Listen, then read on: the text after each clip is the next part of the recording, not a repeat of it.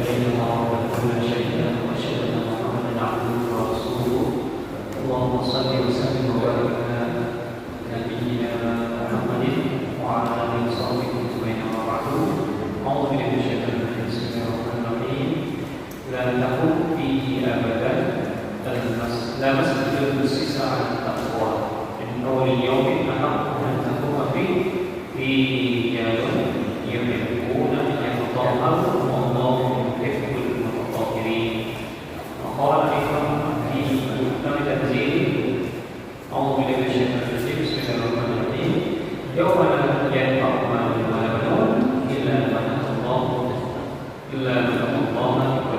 بقلب سليم.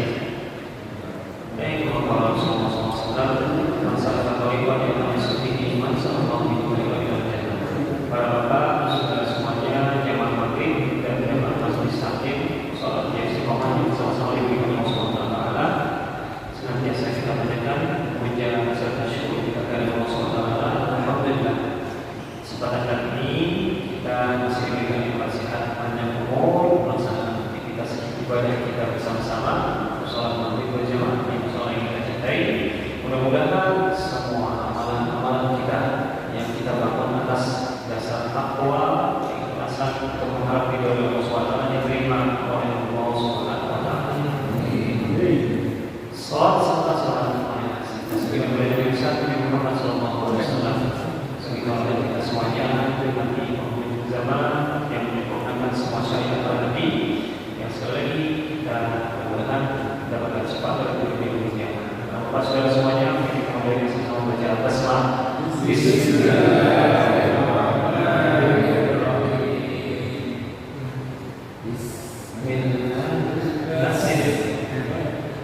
Kalau Bapak saudara di sini masih ada awal-awal habis ujian tes.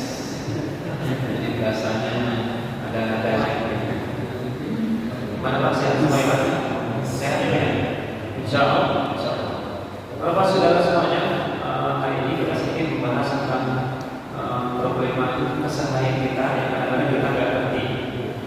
Kita ngerti, tapi mungkin sesuatu yang kekinian mungkin dianggap semuanya sama. Padahal dalam Islam itu sangat relevan sekali dengan kondisi setiap zaman. Maka judul kita hari ini Pak, yaitu tentang bagaimana Rasulullah mempunyai kesukaan-kesukaan. Bagaimana Rasulullah itu punya kesukaan, sahabat Nabi punya kesukaan, kemudian kita semuanya punya kesukaan. Nah, apa saja kesukaan Rasulullah tersebut nanti kita bahas. Sebelum kita bahas, Bapak saudara semuanya, kira-kira Bapak ada yang paling Bapak suka nggak? Ini apa? Saya pucung. Ini boleh bebas ya, makanan, minuman, kesenangan dalam hati.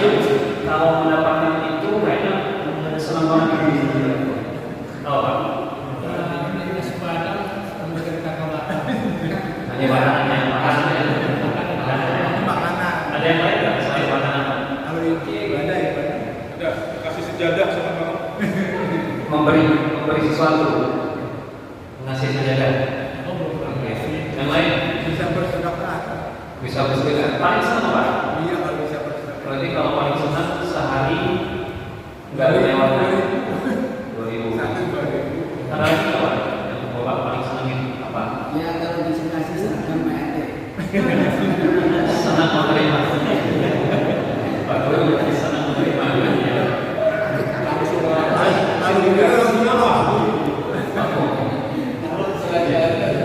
Pak RT cincin yang paling senangin ngasih orang PRT. ngasih orang banyak sih. Tapi ada yang paling senangin Pak RT cincin. Itu kalau berdasarkan apa? Kalau bilang gimana? Ya beli lagi, tidak beli. Tidak beli lagi. Beli lagi.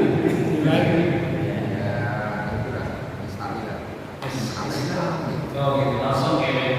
Nah jadi kalau seandainya ada sesuatu ya, kalau kita itu paling senang apa gitu pasti merasakan kehilangan kalau senang kita itu enggak ditunaikan, enggak didapatkan.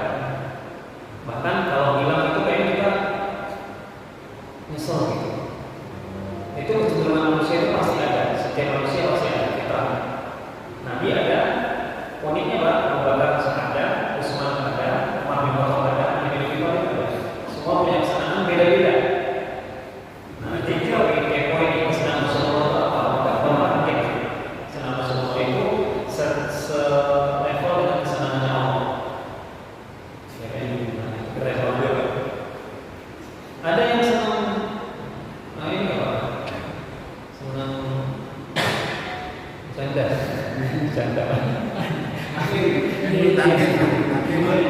Senang besar. Nggak ada. Kalau nggak ada bohong, Bapak nggak boleh bohong. Ya. Kalau bohong, haram. Ya. Ada yang senang ini Pak? Senang sama anak-anak? Saya pernah cucu. Beda-beda ya Pak? Orang. Ada yang senang ini nggak? Pulang kampung mungkin ketemu Silaturahmi. Banyak ya. Jadi banyak kesenangan-kesenangan itu kita semua tahu dan pasti kita punya kesenangan yang paling utama. Ya. Semua jawaban itu Bapak simpan baik-baik sebelum kita merasakan kesenangan tersebut. Nah, dalam surat Asy-Syura ayat 49 Yauma la yanfa'u malun wa la banun illa man Allah biqalbin salim. Sesungguhnya suatu hari kelak, jadi tidak ada manfaatnya harta dan anak. Ya, harta itu kesenangan sekunder manusia atau primer. Sekunder bisa, primer bisa, tergantung Bapak memahaminya seperti apa harta itu. Anak itu kesenangan primer atau sekunder? Kalau lagi kecil primer, kalau udah gede maka sekunder, nggak penting apa. Benar nggak? Iya benar. Kalau anaknya soleh primer. Jadi suatu saat semua kesenangan yang Allah titipkan bagi kita semuanya berupa harta dan anak itu tidak akan ada manfaatnya. Illa Allah biqalbin salim, kecuali orang-orang yang datang kepada Allah dengan hati yang bersih. Nah, berbicara tentang hati yang bersih, Allah itu sangat kuat sama orang-orang yang mensucikan diri.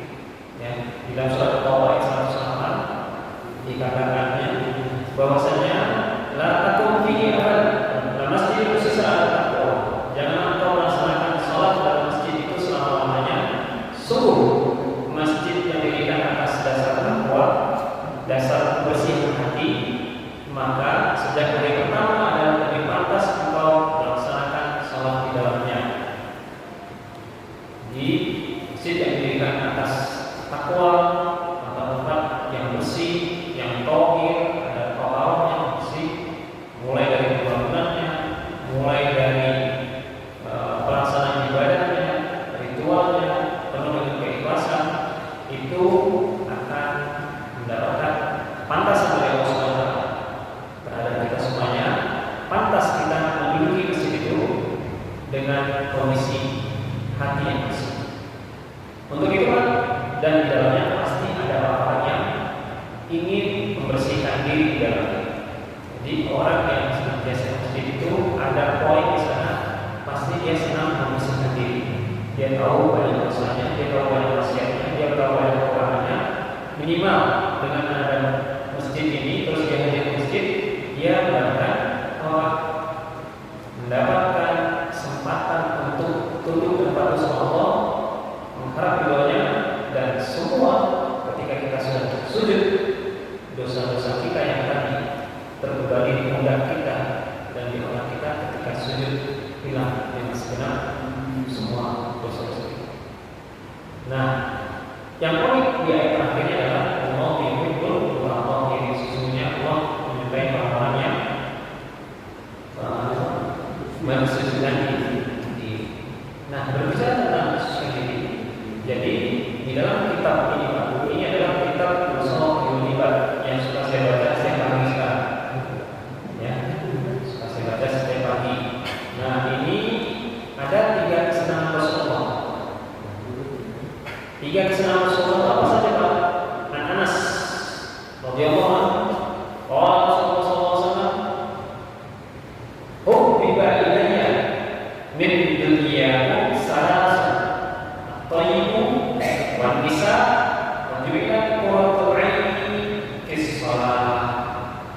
Jadi dari Anas radhiyallahu anhu bahwasanya Rasulullah SAW mempunyai kesenangan 3. Apa saja itu Pak? Yang pertama adalah wangi-wangian, parfum.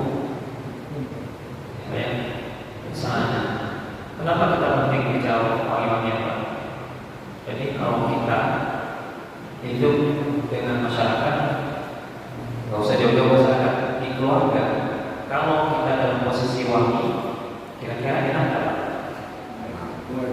Rasulullah sudah menyenanginya.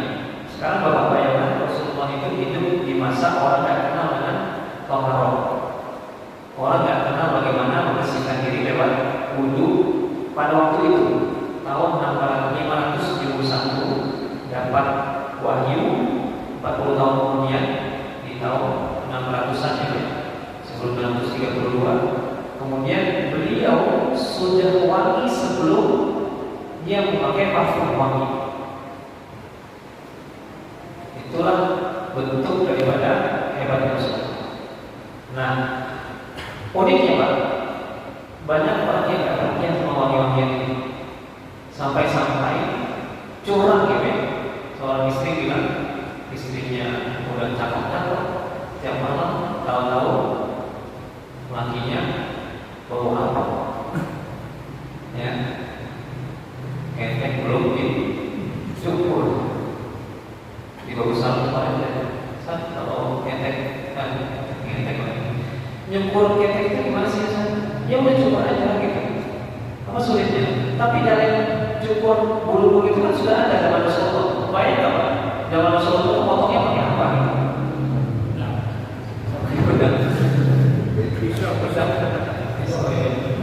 Karena kan kita nggak adil ya, istri ini apa? Istri kadang-kadang wangi, kita nggak wangi, apalagi pas malam Jumat dipancing itu. Nah, kadang-kadang mandi pun kita nggak perhati. Nah, sebelum kita ngomongin tentang itu semuanya Pak, saya akan cerita sedikit tentang uniknya kitabnya. Ya. Jadi sebelum kita banyak-banyak ngomong wangi-wangian, jadi kitab ini adalah kitab siapa? Imam Nawawi Al-Bantani. Nah, saya kenalin lebih dalam lagi. Siapa itu Imam Nawawi Al-Bantani? Imam Nawawi Al-Bantani adalah ulama kita yang hidup pada zaman era Belanda, penjajahan Belanda. Lahir 1817, meninggal 1893 kalau nggak salah, masih 7 ini. Nah, beliau ini umur 15 tahun sudah mengajar. 15 tahun ya, kira-kira berapa tahun? SMP. 3 SMP. Saking penuhnya rumah beliau, kemudian beliau ini mengajar di pinggir pantai. Biar orang-orang jamaahnya itu leluasa untuk mendapatkan pengajaran dari beliau.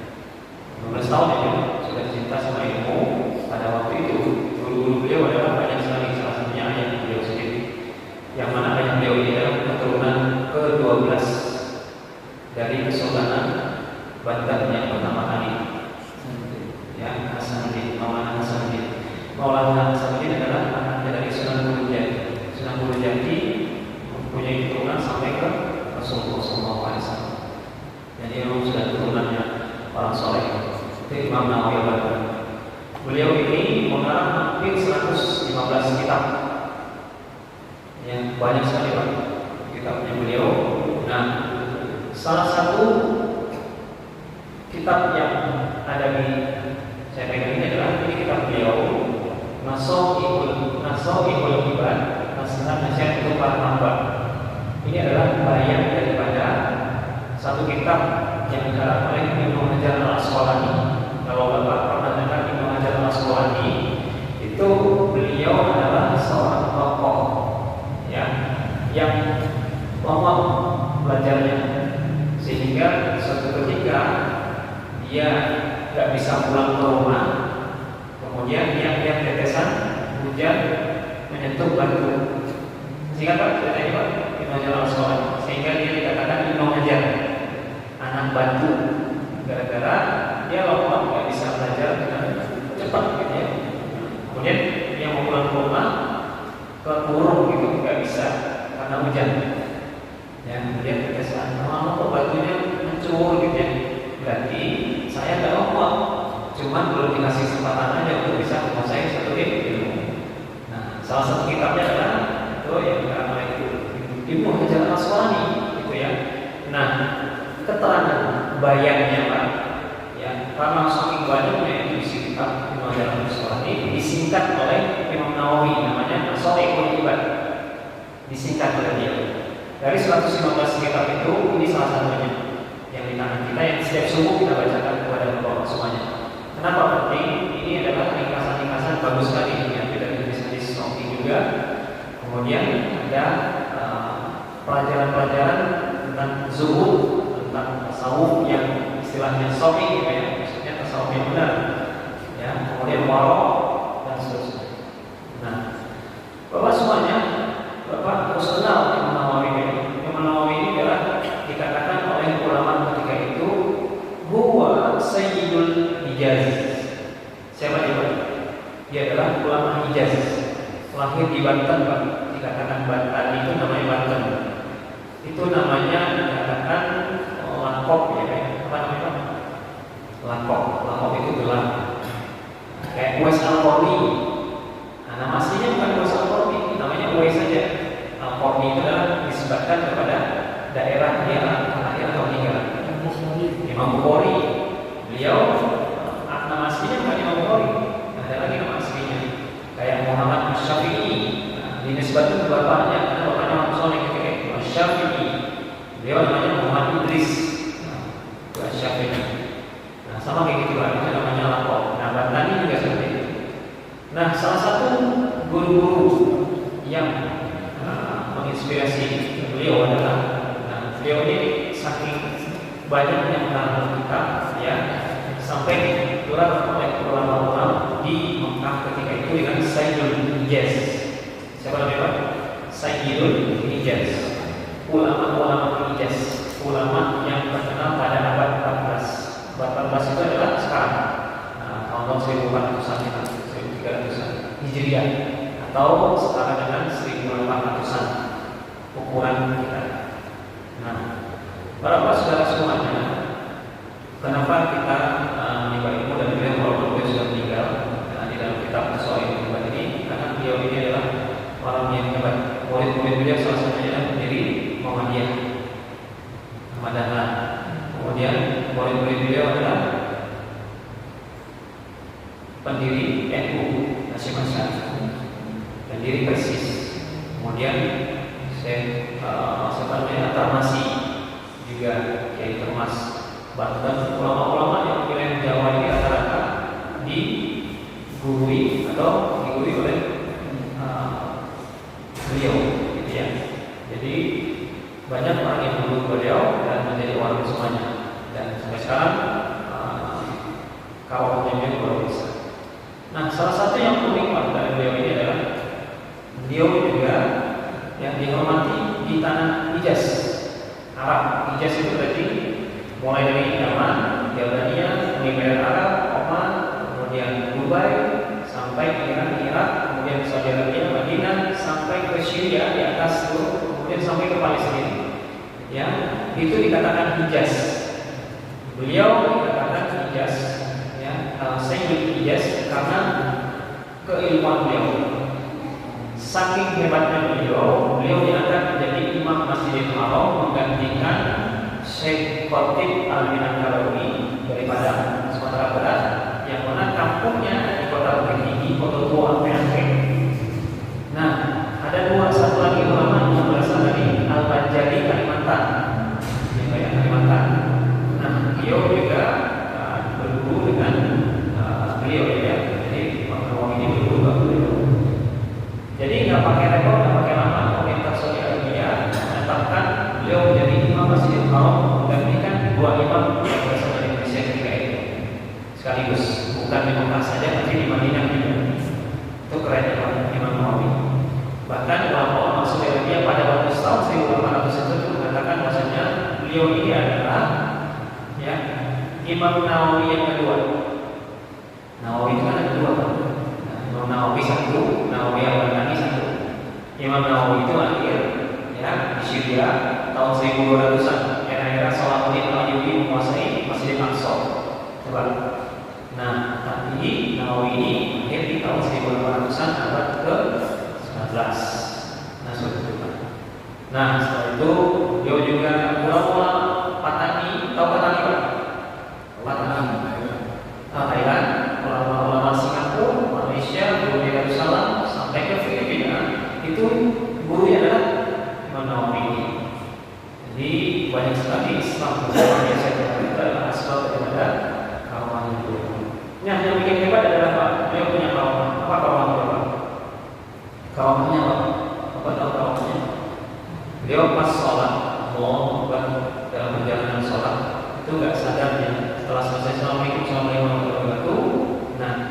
Kemudian setelah selesai sholat, dia menoleh ke belakang, ternyata nggak sadar dia sholat di dalam mulut ular.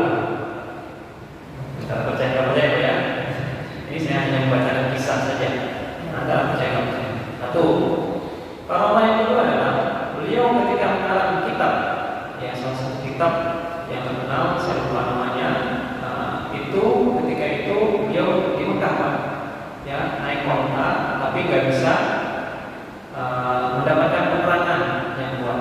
Nah, ketika itu beliau berdoa kepada Allah Subhanahu Wa Taala, ya Allah, kalau ini kitab bisa dibuat hari ini, berikan penerangan sehingga tangan kanan pun menulis, kemudian jariku mendapatkan cahaya. Ketika itu Allah memberikan cahaya berupa penerangan. Ya, saking kerennya, Pak. Ya, setelah selesai tubuh kitab, ya, tangan ini dari telunjuk, ada yang bilang dari telunjuk, ada yang bilang dari ini, ya, itu ada bekasnya, bekas daripada gosok, seolah kayak kebakar. Yang ketiga, siapa yang tahu Jakarta Utara itu ada masjid namanya Pekojan apa? Jakarta Utara. Pekojan. Tahu ada yang tahu? Pekojan. Yang barat. Jakarta apa itu? Utara. Nah, nanti pisah-pisah, Pak. Nah, ini bukti sejarahnya, Pak. Jadi di sana ada namanya Habib, ya. Habib yang mendirikan masjid itu dari katanya orang dari ulama Betawi dan sampai terakhir ke Rasulullah SAW. Habib ini mengatakan bahwasanya ini masjid sudah sesuai arah kiblat, Tapi ketika menaungi sholat ketika itu, beliau mengatakan ini masjid harus dimiliki sedikit. Ya, karena nggak sesuai, geser, ya. Mulai ini ngotot karena merasa cucu Rasulullah, ngotot. Ya, udah benar, ini benar. Akhirnya apa? Bagaimana dipegang pemuda si Habib ini oleh Syekh Imam Nawawi, silakan dia sebelah kanan itu, kiblat kita. Dengan terang-terang kelihatan apa? Ya, sehingga si Habib itu langsung termenung, menjadi kaget. Kok bisa ya anak muda segitu bisa melihat, memperlihatkan ini adalah salah, ini yang benar. Itu lewat menempatkan Ka'bah. Ini antara benar dan benar ini. Silakan Bapak cari kisah ini dimanapun Bapak melihatnya. Mudah-mudahan yang tersambung telatnya dengan Imam Nawawi langsung ceritanya benar. Mudah-mudahan ya, insya Allah untuk arwah dia. Nah, banyak lagi arwah yang lain yang salah satunya ini adalah beliau sempat meninggal di Jannatul Ma'la di Mekah. 1 tahun dikubur, kemudian setelah itu seperti biasa mereka Saudi Arabia ini kan bermadhab Imam Ahmad bin Hanbal, ya sebelumnya Syafi'i. Jadi kalau ada orang yang meninggal, apalagi orang luar daerah, 1 tahun dipindahkan, 1 tahun dipindahkan, ada orang baru seperti biasa begitu. Ternyata setelah 1 tahun diangkat jasadnya masih utuh, bersih, kain kafannya tidak tersentuh apapun. Menjaga kubur mengatakan ini siapa, kok masih utuh. Akhirnya sampai ke pemerintah Saudi Arabia mengatakan beliau adalah ulama Hijaz yang terkenal. Oke, nggak usah pakai lama, nggak usah dipindahkan. Jasad beliau tetap ditanam di sana tanpa dipindah, bersandingkan dengan kuburannya Asma binti Abi Bakr, anaknya Abu Bakar As-Siddiq, itu ulama Imam Nawawi. Yang luar biasa sekali. Maka kita perlu belajar dari beliau ini. Nah, kalau kita sudah buka buku ini, berarti kan kita belajar dari beliau banyak, Pak. Ya. Nah, setiap subuh saya coba kalau Bapak, setiap subuh insya Allah saya sehat, saya sampaikan. Tapi izin saya berbagi isi sebenarnya. Saya pengennya Haji Amin itu beliau isi Senin Selasa Rabu, Kamis Jumat Sabtunya saya, gitu. Atau yang lain yang ingin isi baca tinggal baca aja. Kalau nggak bisa bayar berarti nggak usah dibayar, tinggal baca. Saya pengennya berbagi. Kalau tiap hari nanti bosan, apalagi hari-hari kerja. Nah, ini ya. Kembali ke tadi Pak, ini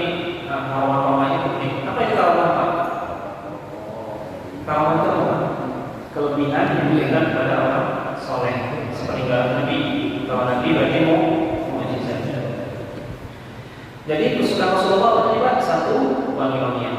Kenapa wangi-wangian Pak?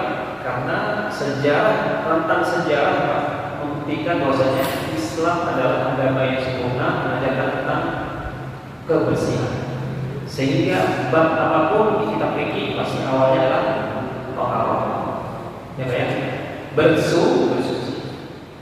Saya yang penting Pak, Bapak pernah dengar informasi kan bahwasanya ketika Islam sudah menjaya dari tahun 632 Rasulullah wafat sampai ke era 1200-an.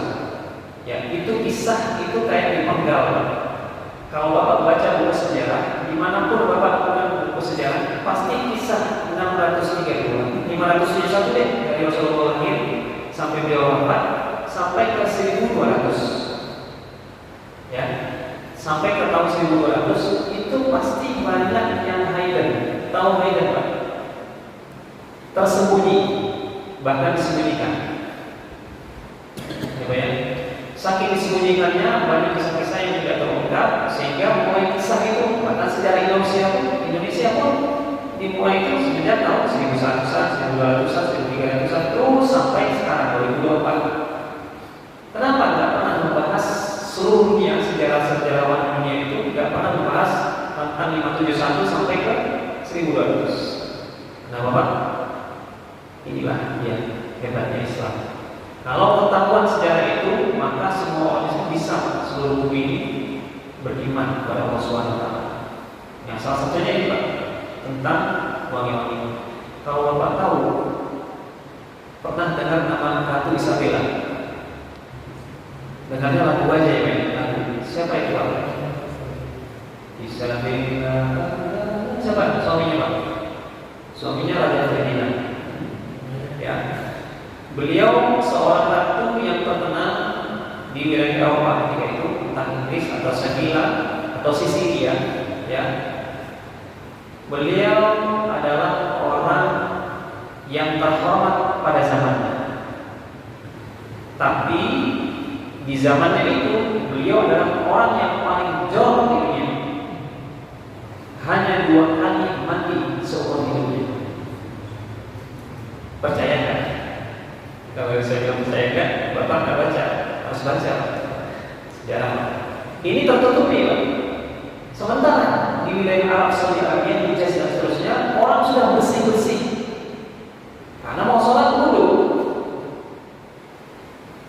Ya, kebayang nggak Bapak orang bikin sapi tek dulu bagaimana? Di tanah Arab yang nggak ada rumah cuma beratapan itu, tapi Rasulullah sudah mengajarkan, ya, bikin tempat apa namanya WC bahasa kita sekarang ya kan, nggak boleh menghadap kiblat atau membelah kaki. Itu ajaran Rasulullah. Benar nggak Pak? Tempatnya harus tertutup, terus harus ada waktunya. Udah diajarkan sama Rasulullah zaman dulu Pak. Tapi di Eropa belum ketahuan sama sekali. Zaman itu Pak, kebayang kerennya Islam. Tapi cerita ini tertutupi. Ya, bahkan Bapak pun saya kasih tahu, ini baru tahu mungkin Pak. Mungkin baru tahu. Ya, itu setelah satu di Eropa baru mati berapa kali? 2 kali dan seumur hidupnya. Bagaimana rakyatnya kira-kira gimana? Kebayang ratu yang punya tempat istana yang keren pada zamannya keren. Tapi seperti itu. Bahkan nggak gosok giginya bau, nggak pernah mati. Nggak kenal sikat gigi Pak. Bentar Islam 571 sudah ada siwak, kayu siwak. Rasulullah yang ngajarin Pak. Bahkan sahabat Nabi Muhammad SAW ketika bersalaman, Rasulullah tanpa pakai parfum sudah meninggalkan bau yang wangi di tangan sahabat. Keringatnya wangi. Dan ya, ditambah lagi Rasulullah mencintai parfum-parfuman wangi-wangian. Ya, ya. Jadi apalagi kita di masjid pakai parfum. Pak RT udah dikasih komando nih, udah dikasih komando bagi-bagi. Tinggal terusin Pak di sendiri, maksudnya jangan ngalir Pak terus. Kesenangan. Saya sampai sekarang masih ada loh Pak. Habis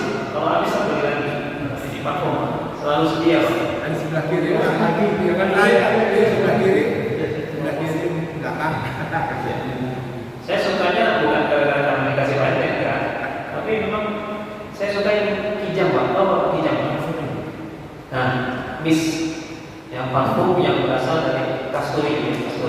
Ini kan parfum juga ada yang berasal dari bunga-bungaan, getah-getahan, ada yang dari hewan. Nah itu Pak, saya suka yang dari hewan Pak, yang warna kuning, emas-emasan. Yang dari hewan kijang, jantan, itu biasanya ada bintik-bintik Pak. Di bintiknya itu ada sabun warna hitam terus direbus. Ya, saya dapat cara merebusnya itu dari orang zaman Amrik Pak. Saya tontonin, kasih zaitun, udah direbus, kemudian dikeringin, itu, kemudian campur zaitun, terus diperas lagi, jadikan minyak kasturi, wangi hitam. Itu dari hewan, bintik hitam yang dia dianggap dibuang sama orang, tapi jadi parfum. Ya Pak ya. Dan parfum itu macam-macam ya Pak. Jadi Rasulullah itu masih tahu ya lewat Siti Aisyah ya. Jadi Siti Aisyah itu sudah memberikan. Nah ini dari Pak ya. Dari Aisyah radhiyallahu anha bahwasanya beliau berkata, aku memakaikan wangian pada Rasulullah dengan parfum wangi yang beliau dapatkan hingga aku melihat kilauan wangian di kepala dan janggutnya. Kalau kita dengar hadis ini Pak, saya ulangi lagi ya. Aisyah memakaikan wangian pada Rasulullah dengan parfum wangi yang beliau dapatkan hingga aku melihat kilauan wangian di kepala dan janggutnya. Berarti wangi-wangian itu bukan sekadar di tubuh saja, tapi yang pun juga udah kenal yang namanya minyak rambut ketika itu. Bris zaman kapan Bris? Bris itu zaman 90-an, 80-an. Tapi saya pernah pakai Bris Pak. 80-an. Zaman itu loh Pak. Sekali lagi flashback Pak. Zaman itu Rasulullah udah kenal yang namanya bukan presiden,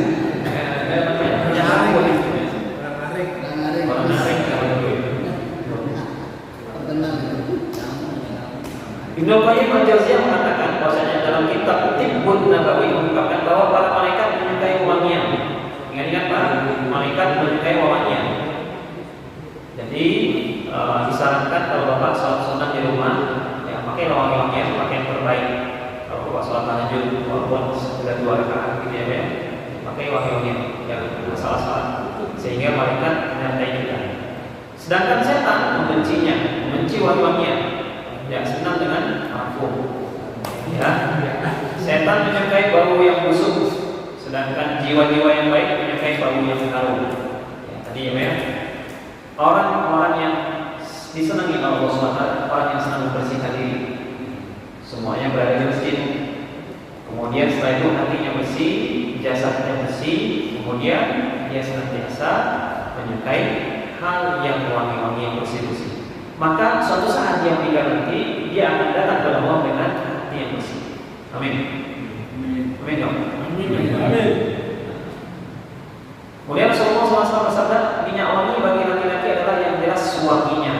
Kalau ini kan nggak jelas, wanginya jelas, tapi warnanya nggak jelas. Ini kesukaan laki-laki Pak, pas berarti. Kita nggak salah lagi. Pas berarti ya. Ya, jadi kalau menurut hadis Rasulullah Pak, kalau hadis Rasulullah, bahwasanya Rasulullah itu kalau laki-laki kata beliau, ya, parfumnya laki-laki itu adalah wanginya jelas tapi warnanya tidak jelas. Nah itu Pak. Kalau wanita apa? Warnanya jelas, wanginya jelas, lembut maksudnya. Iya. Ya, lembut. Kalau jelas nanti dikejar sama laki-laki lain Pak. Apalagi istrinya kerja di kantoran, habis Pak. Udah habis Pak. Ya. Saya lagi Pak. Parfum yang cowok apa tadi Pak? Warnanya tidak jelas, wanginya jelas. Kalau yang cewek? Warnanya jelas, tapi wanginya lembut. Ya, ini yang cewek. Ya Pak ya. Nah, ada hal-hal yang perlu kita perhatikan yang kekinian. Siapa di sini di antara bapak-bapak yang memakai handuk pakainya side A, side B. Tahu side A, side B nggak? Wajah satu, wajah dua. Ada yang kasar, ada yang lembut. Dua muka ya. Bagaimana Bapak memakainya? Dan berapa kali ganti anduk itu? Pilihan warna anduknya apa? Ini ketahuan nanti. Ada yang ketahuan. Apa? Warnanya siapa yang gelap? Katakan warnanya gelap. Anduknya hijau, biru, merah, yang gelap, hitam. Gelap semua ya? Warnanya nggak jelas. Warnanya nggak jelas. Nggak jelas. Berarti kita laki-laki semua Pak. Berarti bukan coklat tua ya. Laki-laki semua. Ini pembahasan kontemporer. Saya cerita sama Bapak. Siapa yang memakai handuk ini sampai berhari-hari? Ada? Seminggu, ada? Seminggu ya. Jemur puasa. Ini butuh perhatian bersama Pak. Ini kadang-kadang kita nggak sadar. Ini tohal nih. Nah, katakan kemaluan semuanya. Siapa yang memakai dua-duanya Pak? Side A, side B. Jadi ketika dia memakai side A di wajah, nanti side B-nya di badan sampai kemaluan. Atau sebaliknya, dia cek aja sama. Nanti nggak ada side A, side B, pakai aja. Ada Pak? Ada Pak? Ada. Nah, sudah mulai mengarah nih. Udah paham maksud saya kemana Pak? Kalau saya di samping Ustaz. Kalau samping buka dan tengah untuk badan semua. Nah, ini dia. Saya gitu. Nah, itu maksud saya Pak. Mulai sekarang kita mulai latihan Pak. Latihan berubah polanya Pak. Jadi ada sisi ketika kita alfa, kita kan ketika mandi kencing, benar nggak Pak? Kencing nggak sadarkan di kamar mandi. Terus habis itu kita berhanduk. Kalau kita handuknya pertama ke kemaluan terus ke muka, apa yang terjadi Pak? Sementara syariatnya ketika kita harus kencing, habis kencing nanti pijit Pak, diurut sampai ini. Sementara di mandi kan kita nggak jarang melakukan itu, ya masih ada sisa-sisa, benar nggak? Nah, sebagai saran bahwa semuanya, kalau saran terbaik sih kita punya khusus anduk dua, satu untuk muka, satu untuk badan. Saran yang terbaik ini. Saran yang mana? Saran yang mana? Yang halus untuk muka, yang kasar untuk badan. Dan dipakainya dalam seminggu 3 hari sekali.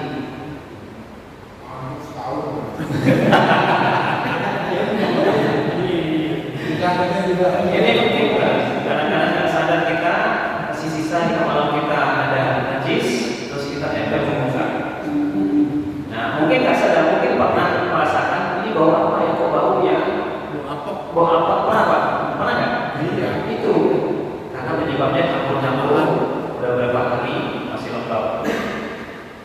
Nah, kadang-kadang kita nggak tahu ya, makanya tergantung sholat kita Pak. Kadang-kadang sholat jemaah ada aja nggak khusyuk, bisa jadi kesempurnaan mandi kita nggak sempurna. Nah, ini penting buat kita semua. Nah, pertama.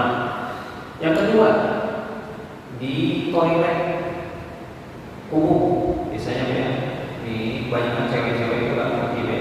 Kalau cewek itu kan biasanya duduk gitu, yang harusnya kayak ibu-ibu hadir gitu. Ibu-ibu itu biasanya berdiri pada duduk. Duduk ya Pak ya? Duduk gitu. Nah, saya sedikit mungkin mengkritisi Pak. Ini sedih banget. Jadi perhatian pemerintah terhadap pemerintah Indonesia terhadap perempuan itu kurang. Mungkin udah merata ya. Di mana perempuan itu jelas banyak jumlahnya, tapi space untuk sholat di masjid sedikit. Satu. Yang kedua, jumlah perempuan di Indonesia banyak, muslimnya banyak, muslimahnya. Kemudian space untuk wudhu sedikit, bahkan toilet cuma 3 saja. Sementara laki-laki tempat berdiri toilet banyak, ya itu dibuatkan banyak. Nggak kepikiran tuh, cewek nanti bagaimana kebetulan mudah jalan, ya. Ini saya temukan di Bogor, stasiun Bogor, kalau lihat paling ujung di Bogor. Nah itu pasti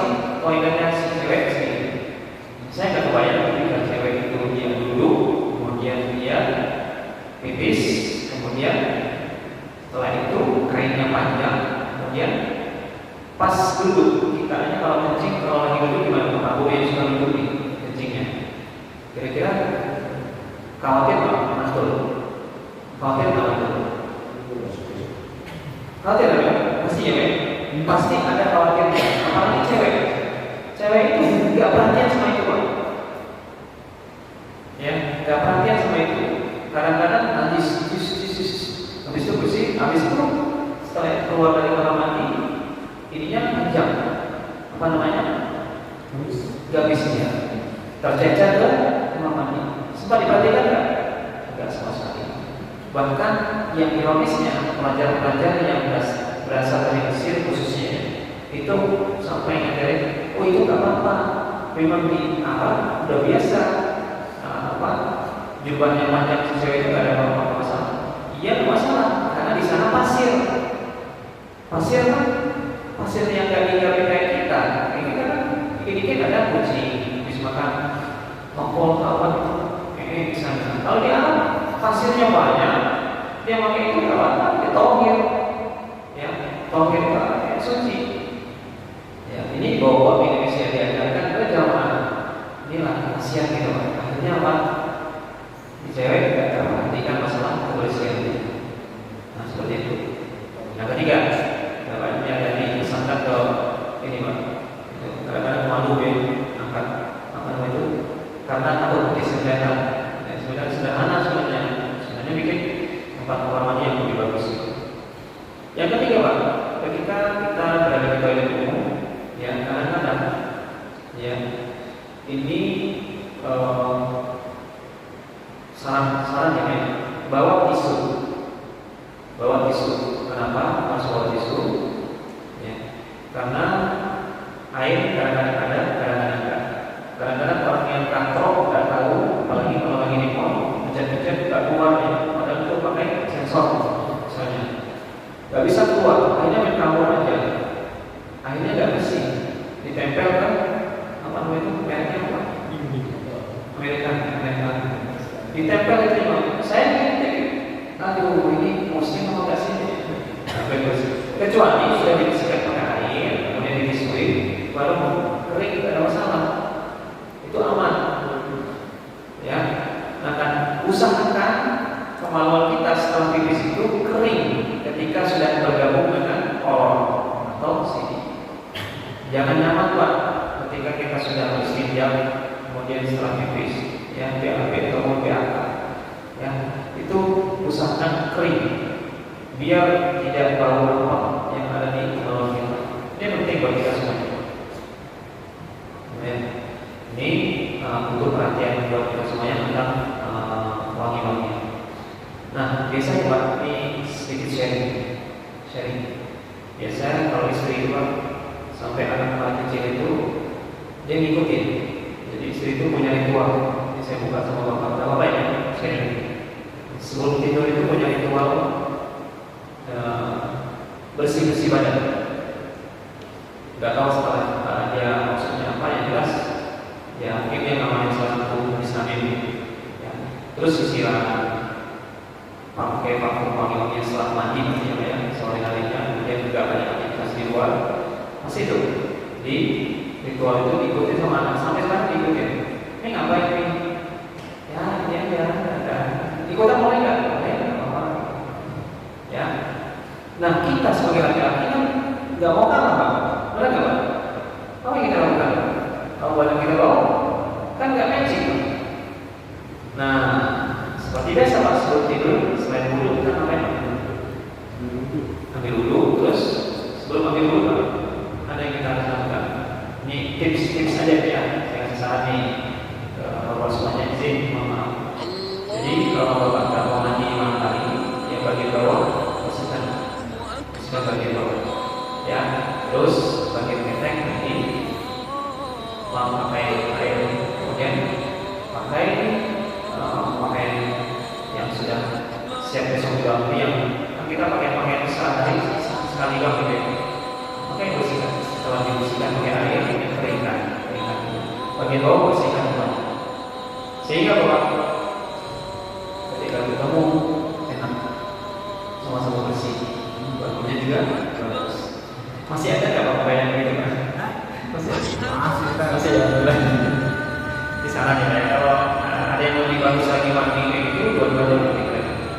Karena ini Rasulullah ajarkan di dalam kisah di sini coba senang Rasulullah.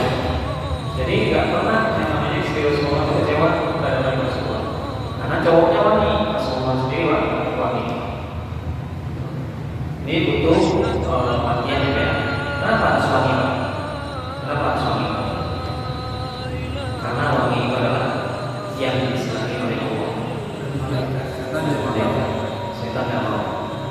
Wangi-wangi itu keindahan. Kalau kita merasakan bau wangi sampingnya, teman kita siapa? Kita merasakan ada sedikit gairah. Ya, nggak usah ngomongin Islam, tidak wangi kereta api, tidak wangi di mana-mana. Kita wangi aja, orang nggak ada stres lagi. Wangi, ya kan? Besok kayaknya subuh udah wangi kan? Wangi subuh, bukan semuanya apapun. Intinya Pak RT sudah kasih contoh nih, dikasih kalau udah habis, udah lagi yang baru pribadi ya. Pribadi, apa deh? Jangan tadi terus. Romo, ada yang 10.000 kan? Boleh. Terus kita punya pewangi-wangi itu ada wibawa dan kepancing untuk mendapatkan sifat tersebut. Kemudian hal-hal lain yang yang perlu kita itu pakai parfumnya adalah parfum yang malah dan ya. Ada perbedaan pendapat terkait parfum alkohol boleh kan pakai. Nah ini ada ulama yang boleh, ada yang enggak. Yang membolehkan mengatakan alkohol itu kan tak dimakan. Ya hanya disebutkan dengan tertentu gitu. Kalau ulama yang tidak membolehkan, apa bedanya dengan babi? Babi dimakan. Ya semua tubuh babi boleh dimakan. Masuk nanti bulu babi jadi sikat gigi misalnya. Atau tulangnya babi jadi odol, misalnya contoh yang itu apa namanya itu pak takutnya itu ya. Terus puas dari bulu babi cat atau cat untuk ngawetin biar nggak kena hujan apa namanya? Proof ya dari tulang babi yang misalnya contoh ya sebenarnya kita nggak tahu.